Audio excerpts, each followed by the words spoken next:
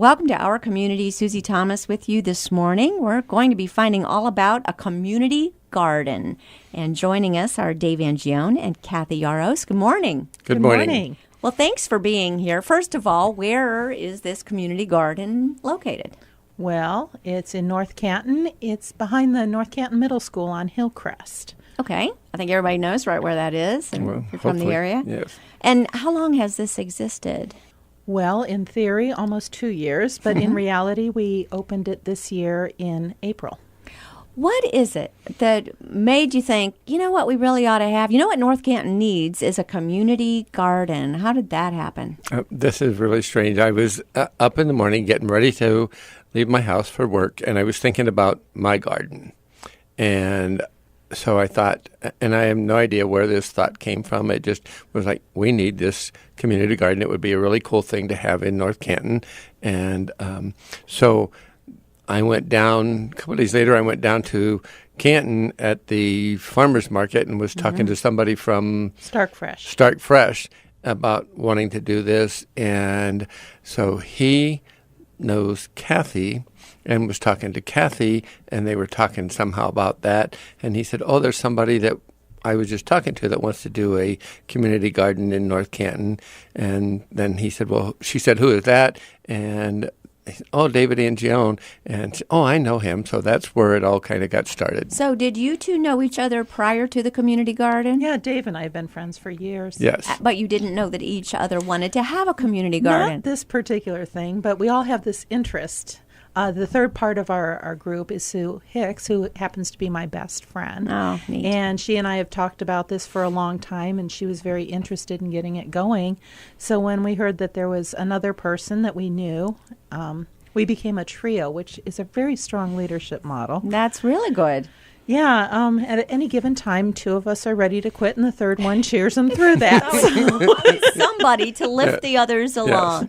Yeah. Well, you know, there would be people who say, oh, man, a community garden, that would be great, but I do not have a green thumb. Is this only for really good gardeners, or who can participate?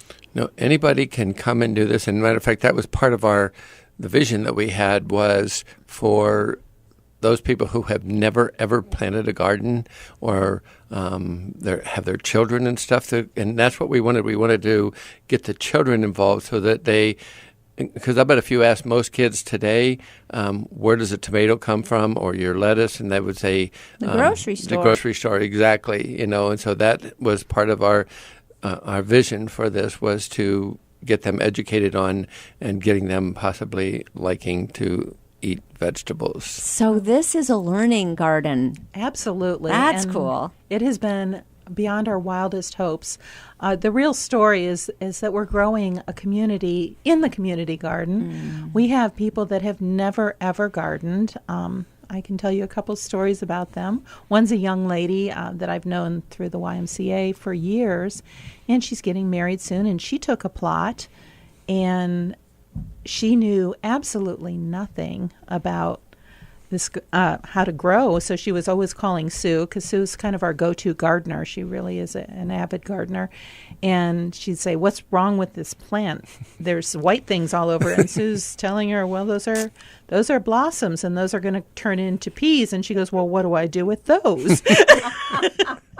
So, and then right next to her garden is a guy who has been doing gardens for a long time, but his property isn't conducive to having his own. So he came and he grows the most beautiful plants you've ever seen, and he cans, and he's somewhat of an expert. Wow. And the cool thing is people like Dan are helping people like Abby and me and other people learn to grow better. We're talking to each other in the garden. We're talking to each other on social media.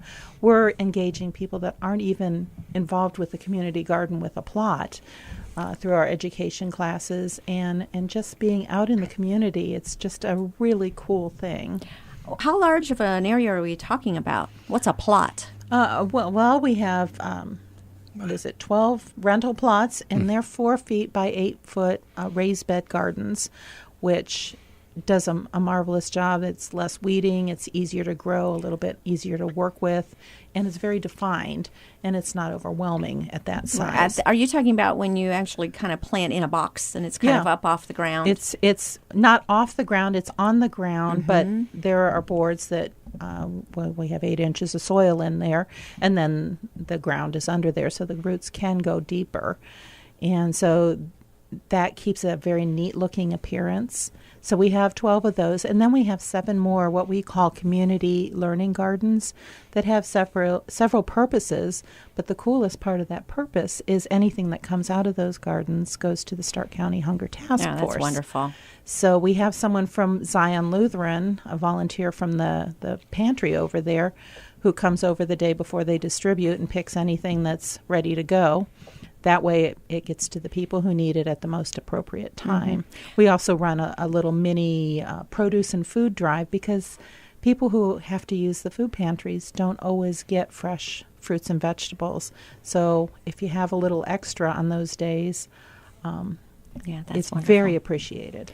Are we talking about this at a good time of the year, or are we getting into almost harvesting time? Well, it is harvesting time, and for the purposes of the pantry, it's a fantastic time. This is when you're about done eating zucchinis 150 ways, or tomatoes, and the zucchini bandits show up and give it to any neighbor that hasn't answered the doorbell.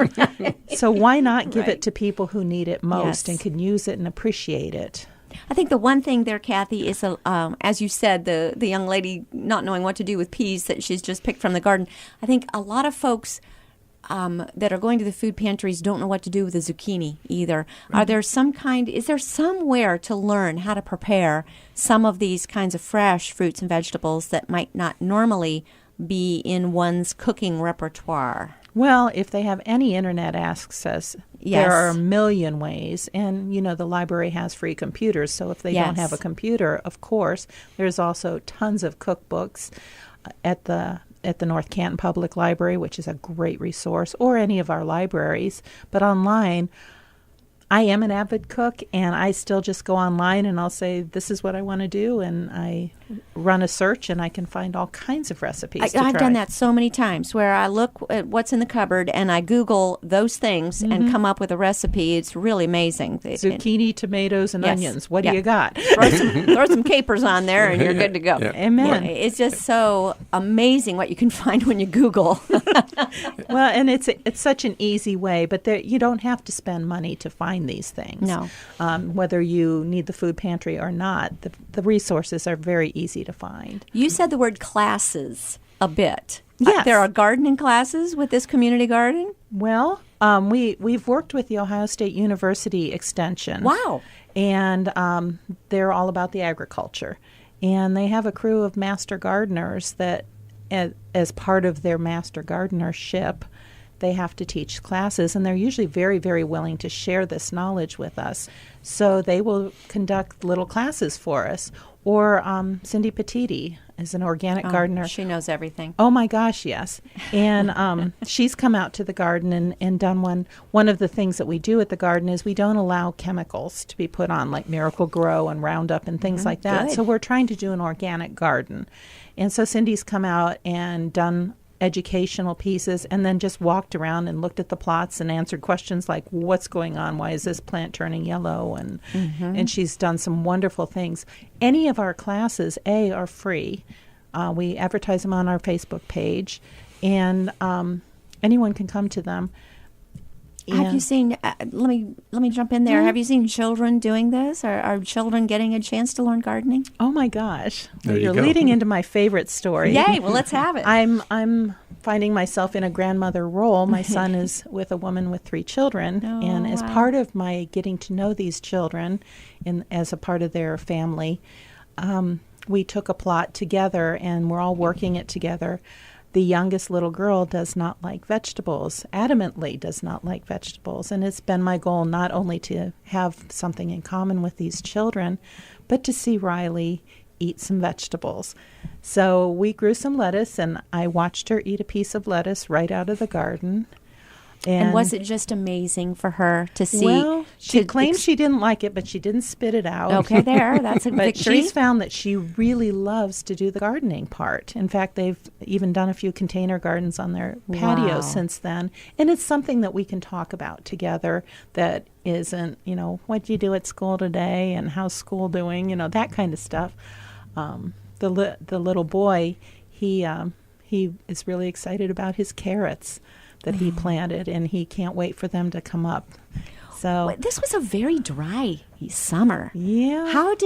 They had to go do a lot of watering, didn't they? This was the really cool part, and I can't really remember the name of the people, but one of the neighbors, the Fawners. What is it? The Fawners. The Fawners yes. have graciously allowed us to hook up to their water source and fill our 250-gallon, we have 2 of those tanks. Yeah, and we have to fill them about every week during the dry. So you're irrigating? No, how are you doing this? They're big water containers, and they have a spigot at the bottom and watering cans. Wow. And since these gardens aren't so large, it's very doable to water with watering cans. Mm-hmm. It takes, on a really dry day, maybe 3 or 4 cans full of water to really get those things wet, And then also when somebody's over there watering, we ask that they look at all the public gardens and help tend those because those don't have designated people. How is the soil over off of Hillcrest? Is it? It's not dirt. It was soil. I commend you for that. Oh, okay. Yeah, you've been listening to Cindy.